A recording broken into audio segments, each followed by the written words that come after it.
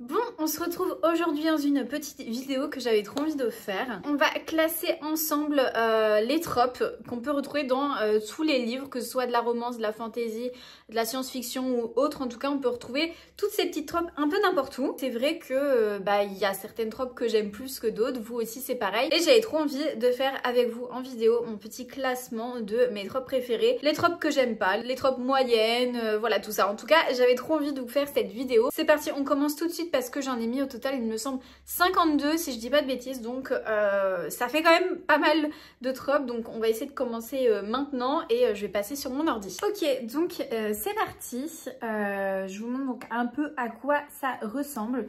Donc tout en haut j'ai mis je vis que pour ça, et ça c'est vraiment genre les tropes que j'adore, et je sais que quand il y a ça dans un livre, je vais l'aimer plus que tout. Les tropes que j'aime beaucoup, c'est sympa, c'est des tropes qui sont sympas. Coup-ci, coup-ça, c'est moyen, bof, ni j'aime pas, on va dire. J'aime pas, ben c'est j'aime pas, et ça dégage, c'est vraiment des choses que je ne peux pas dans un livre. Et on commence tout de suite. Alors je suis désolée pour la pub, je sais pas si vous la voyez. On commence avec le best des bests, le Enemies to Lovers. Alors là je pense que, hop là, comme un peu tout le monde, je pense, c'est une des tropes que j'adore, mais vraiment. Je trouve que dès qu'il y a ça dans un livre, ça rajoute mais tellement de choses entre les personnages.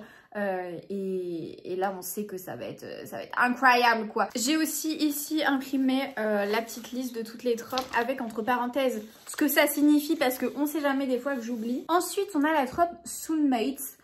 Soulmate, donc âme sœur. Je sais pas si j'ai déjà lu des livres comme ça, ou en tout cas, ça m'a pas choqué. Des gens qui sont âmes sœurs, ouais, je vais le laisser dans moyen, en vrai, dans coup-ci, coup-ça, parce que je pense que ça peut dépendre des situations. Mais là, en tout cas, je sais pas trop où le mettre. Si j'ai du rouge sur les mains, c'est parce que j'ai fait du colorage tout à l'heure.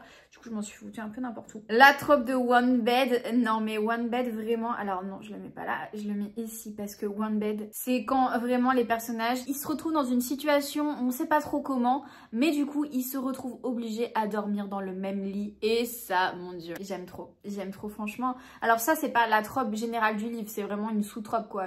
C'est sur un chapitre ou voilà, mais j'adore vraiment le One Bed, c'est incroyable. Opposites attract, les opposés qui s'attirent. En vrai j'hésite, non je vais laisser dans j'aime beaucoup, parce que si je suis en train d'hésiter, ça veut dire que c'est pas non plus ce que j'aime le plus au monde. Marriage of convenience, donc ça c'est les mariages arrangés. Mariage arrangé, j'avoue que j'aime beaucoup, parce que en fait à chaque fois il y a toujours un des deux finalement qui tombe vraiment amoureux, comme dans Un printemps pour te résister, ou un livre de Brittany Setcheri que j'avais lu, c'est À l'ouest des vagues. J'avais adoré. Je vais mettre dans j'aime beaucoup parce que je ne vis pas que pour ça, mais j'aime beaucoup. Secret relationship, j'aime pas trop en vrai. Je vois pas vraiment l'intérêt de cacher une relation. Si je devais imaginer une histoire en lien avec ça, ou est-ce que les deux ils se cachent leur relation, enfin à moins que ce soit en mode ils cachent leur relation à leurs parents, genre un peu comme dans Culpa Mia. Accidental pregnancy, alors là je ne peux pas. Quand il y a ça dans un livre, je sais direct que je vais pas aimer, parce que pour moi c'est pas que ça a rien à faire dans un livre, pas du tout, bien sûr que si, ça a rien à faire dans une lecture pour moi en tout cas, parce que je sais que je vais pas aimer et ça m'intéresse pas en fait de lire ce genre de choses, sauf si peut-être c'est tourné vraiment en mode un livre un peu sur le ton de l'humour, à la rigolade et tout, un peu comme le film Love Rosie. Donc il y avait un livre qui était de base écrit, c'était vraiment tourné sous le ton de l'humour, donc du coup ça passait, mais là je pense que c'est pas non, vraiment non. La proximité forcée, mais là franchement je vis que pour ça, j'adore. En fait ça rejoint un peu le One Bed, mais proximité forcée on peut le retrouver un peu tout au long d'un livre, dans le sens où les personnages vont être amenés à vraiment tout le temps se côtoyer et tout. Il y a des livres de Campus Driver par exemple, le tome 2 qui est mon tome préféré, c'est de la proximité forcée. Donc voilà, j'adore. Brothers Best Friend, donc le meilleur ami du frère, du coup de la protagoniste, j'imagine. Soit c'est sympa, soit coup-ci coup-ça. En fait ça me dérange pas. Ça me dérange pas qu'il y ait ça dans un livre, mais je pense pas que ça rajoute non plus un truc incroyable. Je vais le mettre dans coup-ci coup-ça, parce que ouais, ça dépend comment c'est amené. Dans les Bodyguards, il y avait un tome, le dernier d'ailleurs je crois, qui était comme ça. Non, c'était pas exactement dans ce sens-là. Elle, c'était la sœur du frère. Et le mec, c'était le meilleur ami du frère. et du coup ils osaient pas l'avouer au frère parce que voilà. Moi je vais laisser dans Coussi Coussa parce que c'est vrai que c'était pas non plus extraordinaire ce livre là. Alors Age Gap, je suis désolée mais pour moi c'est absolument pas possible, ça me dégue vraiment, je peux pas. Si c'est un Age Gap de 5 ans c'est rien, mais par contre si c'est un truc de genre 20 ans entre les personnages, non. Là je peux pas, c'est un peu comme, là je l'ai pas mis là-dedans, mais la trope, je sais pas exactement comment est-ce qu'elle s'appelle, mais professeur et élève, ça je peux pas. En fait c'est, comme je suis prof déjà, ben forcément je bannis un peu tout ça. Mais là, l'Age Gap, en fait, je vois un peu le même truc où, bah, je sais pas, une jeune femme de 20 ans avec un monsieur de 40 ans, pour moi, ça n'a pas lieu d'être dans la vraie vie. Chacun fait comme il veut, bien évidemment, mais en tout cas, pour moi, ma vie à moi, c'est pas possible. Je le vois un peu comme ça aussi, donc...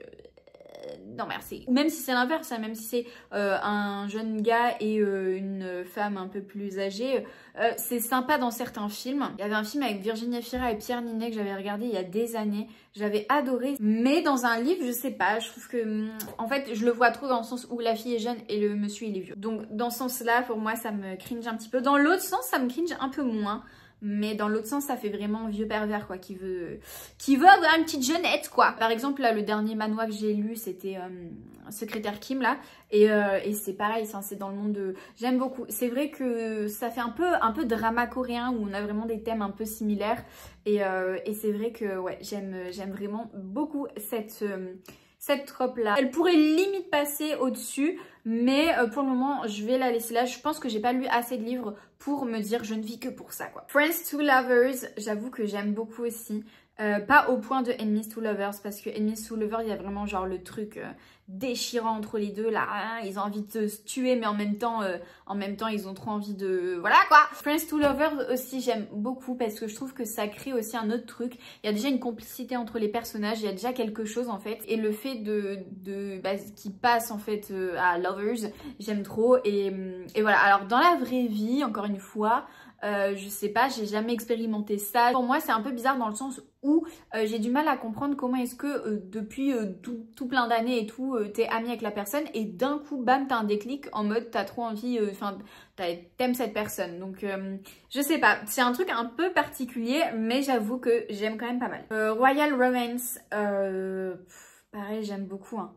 J'aime beaucoup et limite je le mettrai là. Mais j'ai pas lu assez de livres de Royal Romance pour le mettre en haut. Mais je pense que si j'en lis encore quelques-uns, je pense qu'ils passent en haut. Voilà, c'est obligatoire parce que j'adore tout ce qui est Royal Romance. Par exemple, là je suis en train de d'écouter le deuxième tome des Twisted, donc Twisted Games. Et j'avais détesté le premier et là j'adore ce que je suis en train de lire puisque ben on a ce truc de Royal Romance et en plus Bodyguards. Punaise, j'ai pas mis Bodyguards dans ces tropes là, c'est vrai que j'aurais pu le mettre mais je l'aurais mis dans j'aime beaucoup en tout cas Bodyguards.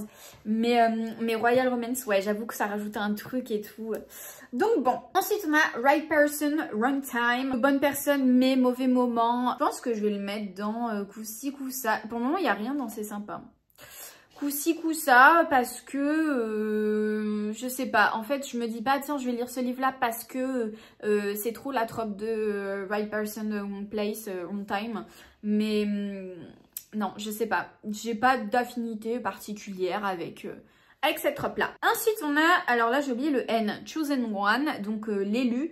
L'élu, en vrai l'élu c'est sympa, mais bah voilà on a notre premier c'est sympa mais il faut que ce soit quand même bien amené quoi, parce que si c'est un peu trop le syndrome Marissou là où tout lui est donné au personnage c'est un peu chiant. Mais sinon j'avoue que, donc ça c'est plus dans la fantasy, fantastique et tout là, mais ça reste sympa. Ça reste sympa, mais il faut pas que ce soit non plus trop chiant. Ensuite, on a Fated Mates, les âmes sœurs prédestinées. Pareil, c'est dans la fantasy. Enfin, plus dans la fantasy en tout cas. Je dirais c'est sympa aussi, mais parce que j'en ai pas lu assez, je pense. Mais peut-être que d'ici quelques années, quand j'aurai lu plus de livres de ce genre, ça montrait un petit peu en catégorie quoi. Ensuite on a Secret Heir, donc l'héritier secret. J'avoue que j'aime beaucoup quand il y a des choses un peu comme ça où il a été caché et puis il est révélé bam du jour au lendemain. J'avoue que c'est sympa. Pareil, j'en ai pas lu énormément donc je laisse un peu là, mais c'est vrai que ça rajoute quand même pas mal de choses à l'histoire. Ensuite on a Prophétie. Prophétie en elle-même, je dirais c'est sympa. Mais mon livre préféré de tous les temps qui est Rouge Ruby, il y a la prophétie dedans et j'adore ce livre. Mais je pense que, encore une fois, pareil, j'ai pas lu assez de livres prophéties pour le classer un petit peu plus haut. Après, j'avoue que voilà, ça reste quand même quelque chose qui est assez sympathique, la prophétie dans des livres, quoi. Est-ce que la prophétie va se réaliser ou est-ce que non? Hidden Powers, je sais pas comment on dit. Hidden Powers, j'aime beaucoup. Quand la personne apprend, je sais pas, à 16 ans par exemple, qu'elle a des pouvoirs magiques, que c'était caché tout le long de son enfance, tout ça. Enfin, c'est vrai que... Alors, c'est plus ce que j'aimais avant. Maintenant, j'en lis quand même moins, mais ça reste quand même quelque chose de vraiment sympa. Bah justement dans Rouge Ruby par exemple c'est un peu le cas, dans Harry Potter, dans Gardien des Cités Perdues aussi je crois. Je me demande si dans le livre de Pierre Bottero là aussi c'est pas aussi dans ce sens là, mais c'est vrai que j'aime beaucoup donc voilà, j'aime beaucoup. Ensuite on a Villain Redemption Arc. Alors ça veut dire rédemption du méchant. J'avoue que rédemption du méchant je m'en fous un peu, donc coup-ci coup-ça. Pareil, encore une fois, je pense que c'est parce que j'en ai pas lu assez ou j'ai ce truc-là. Et en fait, je pense que j'ai toujours du mal à croire un peu... Ça, le gars, il a été méchant, comment ça, du jour au lendemain, il va devenir gentil. Par exemple, dans Red Queen, on a... Ah non, je vais rien dire, puisque sinon, je pense que ça spoil quand même le premier tome. Mais en tout cas, voilà, enfin, je pense coup-ci, coup-ça, dans le sens où, ben, j'ai un peu du mal à croire en la sincérité du méchant. Dark Prince, Ruthless King, donc un prince noir, un prince sombre et un roi impitoyable. J'hésite entre c'est sympa et j'aime beaucoup. Parce que par exemple dans le prince cruel, est-ce qu'on peut le considérer comme ça? Est-ce qu'on peut le considérer comme un Dark Prince? Ah ouais, je pense qu'on peut le considérer comme un Dark Prince. Parce que pour moi c'est vraiment quelque chose d'un peu plus dark quand même comme histoire. Mais finalement je pense pas. Donc je pense que ouais, on va le mettre dans j'aime beaucoup. Parce que si le prince cruel ça rentre dedans, ça veut dire que j'aime beaucoup. Magic School en vrai... En fait, je pense que je vais le mettre dans c'est sympa et pas plus haut parce que j'ai lu un livre il y a des années, enfin un livre, j'avais commencé une saga il y a des années qui est la saga La Maison de la Nuit, donc avec Marqué, tout ça, où dedans, bah en fait c'est un peu Magic School, hein, puisque c'est une école de vampires et ils apprennent à, voilà, enfin Magic School en tout cas. Et c'était sympa quand j'étais hyper jeune, donc quand j'étais au lycée. Et par contre, après, quand j'ai voulu relire le tome 4 ou 5 que j'avais toujours pas lu plusieurs années après, quelle ne fut pas ma surprise de voir que c'était horrible à lire. Donc, je vais, à cause de ce livre-là, le laisser dans c'est sympa. Fake dating, je vis que pour ça. J'adore le fake dating. Parce que, encore une fois, en fait, c'est un peu le même truc que Marriage of Convenience. Dans le sens où, par exemple, Un printemps pour te résister, c'est ça, c'est du fake dating qui après, enfin, forcément, c'est du Marriage of Convenience. Mais fake dating, c'est trop le truc de bon, allez, vas-y, on fait croire qu'on est ensemble et tout, un peu comme à tous les garçons que j'ai aimés. Et en fait, finalement, les personnages, ben, ils vont développer des sentiments l'un pour l'autre et j'adore ça. J'adore ça, ça va aussi un peu en lien avec la proximité forcée. Dans la proximité forcée, pareil, fake dating, on a aussi le 5e tome des Campus Drivers qui est juste là, j'adore aussi. Donc voilà. Cursed Love, l'amour maudit. L'amour maudit, j'essaye de réfléchir si j'ai déjà lu un livre. Ou en tout cas, je pense que oui, mais j'ai pas ça qui me vient en tête. Je vais le laisser dans C'est sympa parce que c'est vrai que ça me plairait de lire un livre avec des amours maudits, quoi. Mais j'ai l'impression que j'en ai lu, mais j'arrive pas à me souvenir exactement de ça. Ensuite, on a Revenge Quest, la quête de revanche. En vrai, c'est un peu moyen. Des fois, c'est un peu mal fait dans le sens où... Et des fois, en fait, ça commence un peu en mode quête de revanche. Et après, le personnage, il part sur totalement autre chose. Et en fait, à la fin du livre, on se retrouve avec plus du tout le truc initial de quête de revanche. Donc ouais, j'avoue que c'est un peu coup-ci coup-ça, ça dépend des situations. Political intrigue, je vais le mettre dans c'est sympa Par contre, il faut pas que ça tourne que autour de la politique dans le livre. Par exemple, le prince cruel, il y a un peu de politique, donc ça va. Dans Red Queen, il y en a un petit peu plus. Mais attention, des fois, on reste un petit peu... des fois, on se perd un petit peu. Donc, il faut pas qu'il y en ait trop.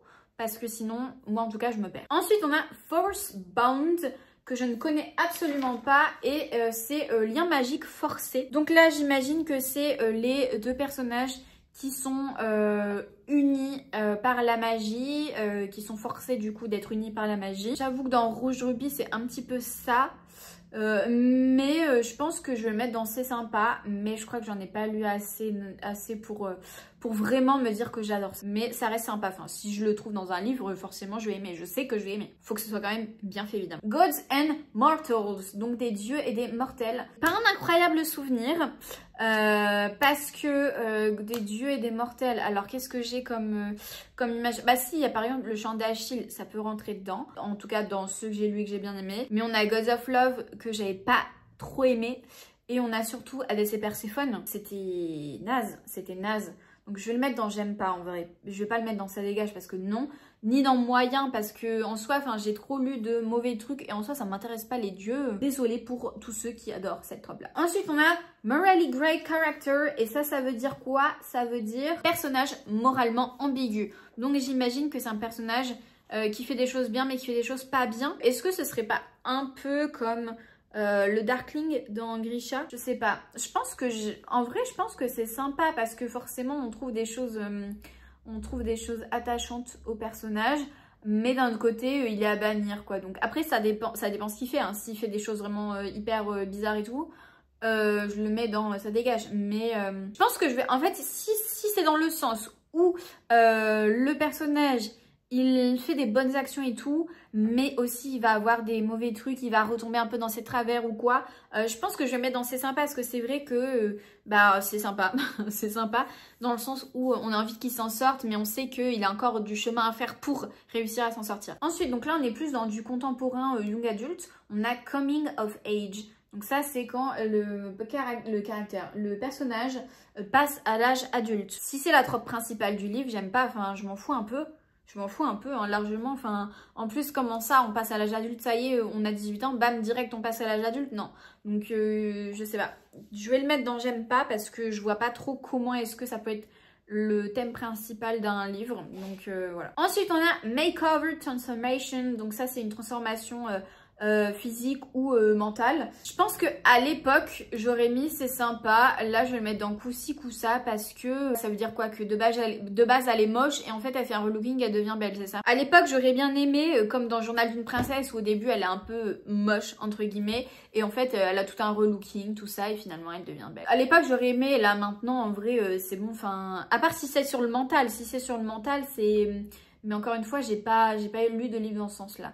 En tout cas, si c'est vraiment genre un personnage qui est moche et qui devient beau, c'est bon. Je me demande si c'était pas un peu le thème de il est où? Behind the Bars de Brittany St. Cherry. Ensuite, on a High School Popularity Struggles. Je vais le mettre dans j'aime pas parce que moi, maintenant, toutes les choses qui se passent au high school, je m'en fous un peu. Ça me concerne plus trop.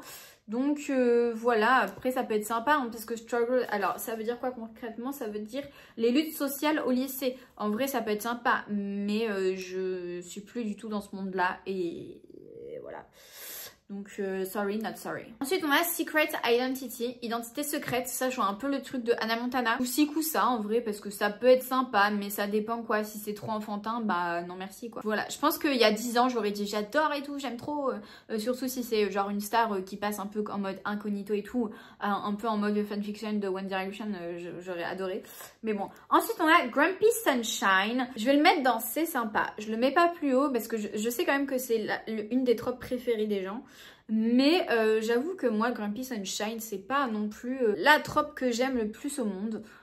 C'est sympa de temps en temps mais à longueur de journée je sais pas. Si c'est comme dans les livres de C.S. Quill, j'adore.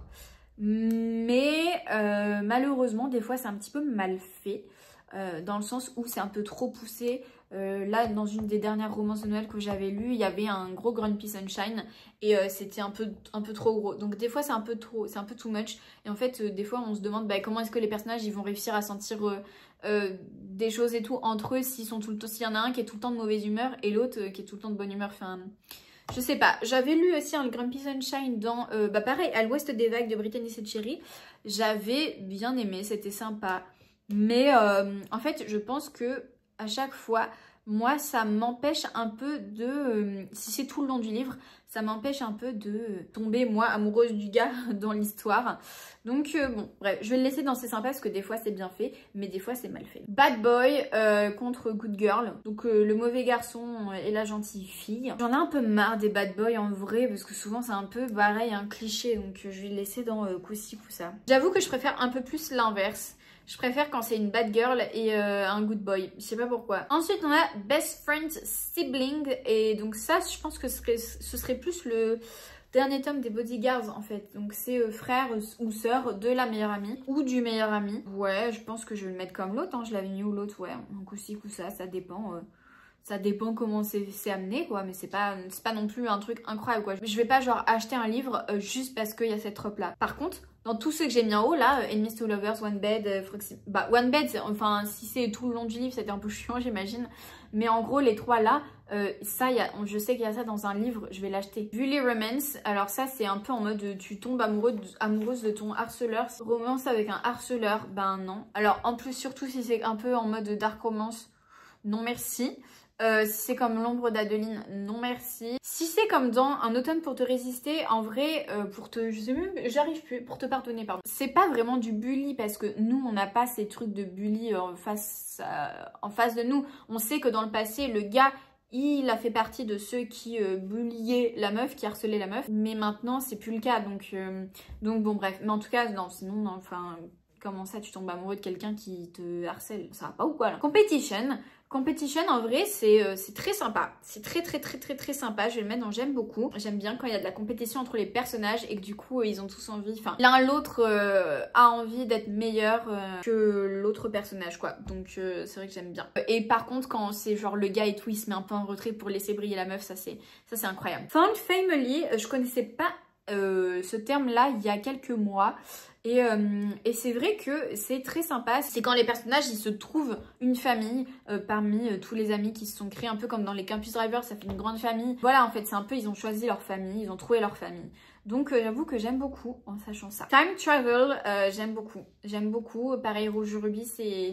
un des premiers livres, enfin le premier livre je crois que j'ai lu en time travel. Je suis pas sûre que j'en ai lu énormément.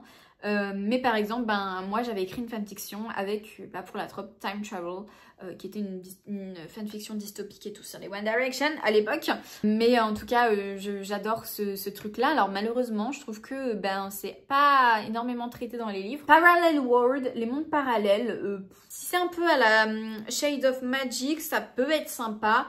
Mais ça dépend en vrai. Dystopian Society, j'adore, j'en lis beaucoup moins maintenant.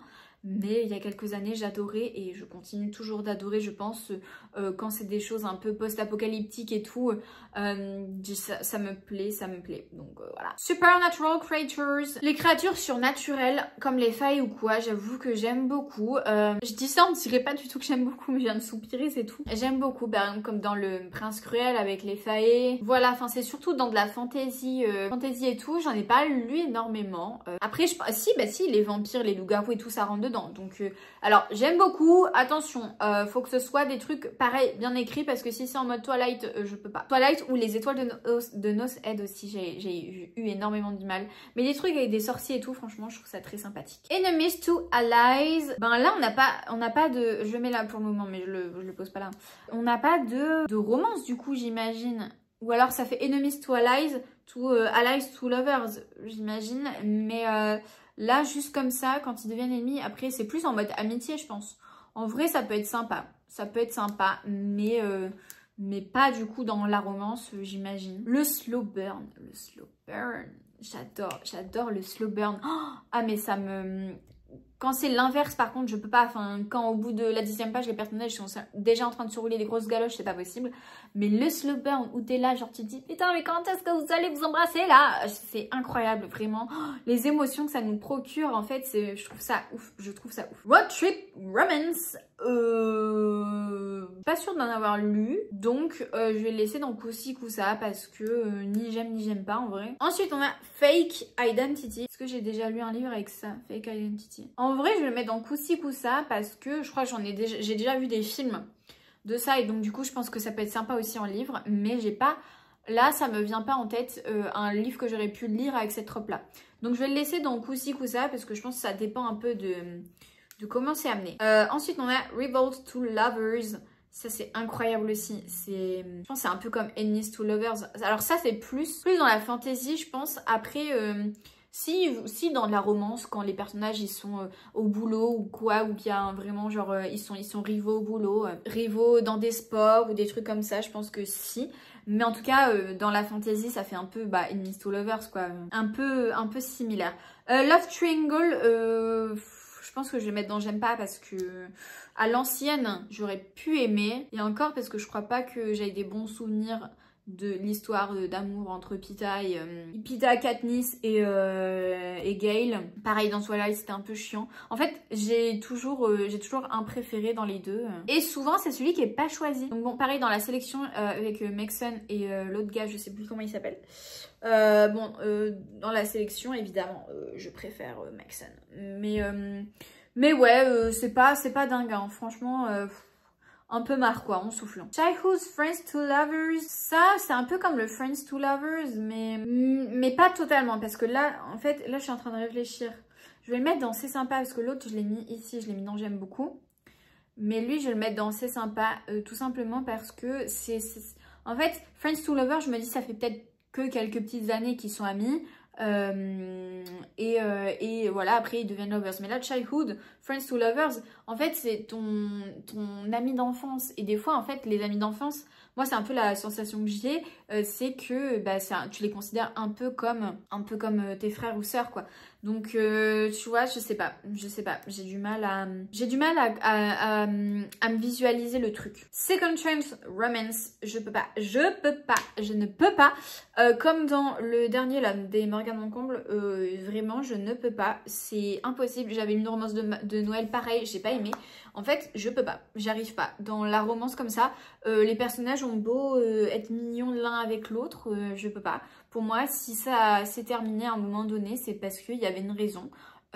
Et en fait, après, essayer de retrouver ce qu'il y avait avant, c'est pas possible. Donc, peut-être que c'est à cause de mes expériences personnelles, je n'en sais rien. Mais en tout cas, dans les livres, je peux pas. Si je sais qu'il y a ça dans le livre, je vais pas l'acheter. Alors, le Morgane Moncomble, je savais pas d'avance quelle était son histoire, vu que je n'avais pas lu le résumé. Mais en tout cas, les Second Chance, c'est pas possible. Et enfin, le tout dernier, et on a terminé, c'est Forbidden Love. Donc, l'amour interdit, les amours interdits. Je pense que je vais le mettre dans C'est sympa, en vrai. J'aime bien, amour interdit. Ça dépend comment c'est amené, encore une fois. Amour interdit, ça peut être sympa. Et ben écoutez, je pense qu'on a terminé pour ce petit classement de tropes. Donc tout en haut, on a Enemies to Lovers, One Bed, False Proximity, Fake Dating, Slow Burn, Revolts to Lovers, avec mon magnifique accent anglais. En vrai, ça me convient. Ce que j'ai mis en haut, c'est nickel. Je suis contente. Je vais pas lire tout ce que j'ai remis, mais je vais regarder en bas. J'ai mis quoi? J'ai mis Accidental Pregnancy, Age Gap, Bully Romance, Second Chance Romance. Ok, et ben écoutez, franchement je suis plutôt contente de ce que j'ai mis. Je pense que mon petit classement est maintenant terminé. N'hésitez pas à me dire quelles sont vous les tropes que vous adorez vraiment, celles pour lesquelles vous vivez. Et en contrepartie, celles que vous détestez, donc comme moi, ça dégage. Voir si on a un peu les mêmes ou si vraiment, est-ce que vous, il y a des choses que moi j'ai mis en bas que vous mettez en haut parce que on sait jamais, on a tous des goûts différents. Voilà pour cette petite tier list. J'espère que ça vous a plu, j'espère que la vidéo n'a pas été trop longue, je pense que si. Mais en même temps, il y a tellement de tropes et il y a tellement de choses à dire dessus que forcément voilà quoi, on a envie d'épiloguer, on a envie de discuter dessus. Mais c'est sympa, une petite vidéo comme ça où on parle à cœur ouvert sur les petites tropes. Je trouve ça plutôt sympathique. Si vous voulez vous aussi faire cette petite tier list là, je vous laisse le lien en barre d'infos si jamais ça peut vous intéresser. Je la laisse un peu disponible pour qui veut. Donc voilà. N'hésitez pas à mettre un petit like si jamais vous avez aimé cette vidéo, à vous abonner à la chaîne si ce n'est toujours pas fait. Qu'est-ce que vous attendez? Et puis moi je vous dis à plus, on se retrouve dans une prochaine vidéo. Ciao!